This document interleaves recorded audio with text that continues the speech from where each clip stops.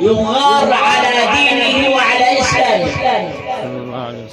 والشاب منه اللي ما يغيرش على دينه وإسلامه يبقى لا خيرة له في الحياة، لا خيرة له في الحياة.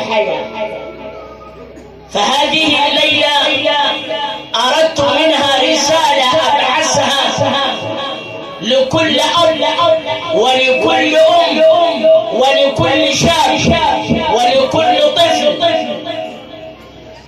بدل ما نأتي بالدجيج. وطبعا انتوا عارفين المناظر اللي بتبقى فيه. قلنا لا، احنا نعمل شيء يرضى به الله ويرضى به سيدنا النبي محمد صلى الله عليه وسلم. بالله عليك عاوزين احسن من كده؟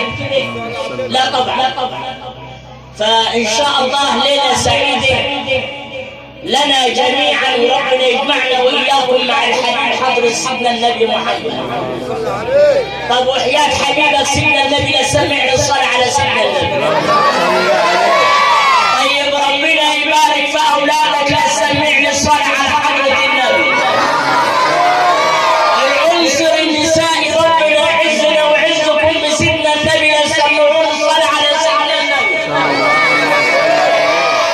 ربنا يرضى عنا وعنكم في الدنيا وفي الآخرة، لا سمعون الصلاة على حضرة النبي. الليلة فرح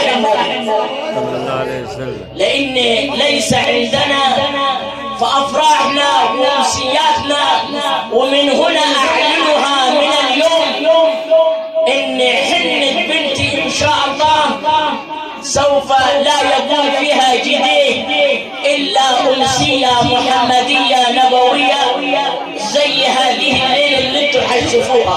وكل واحد يطبق على نفسه، أنا مش بأمر حد، كل واحد يطبق على نفسه عشان ربنا يرضى عليه وسيدنا النبي يرضى عليه. ومقدم هذه الليلة أخينا محمد جاد محمود لل، فليتفضل مشكورا، والليلة فرح سيدنا النبي.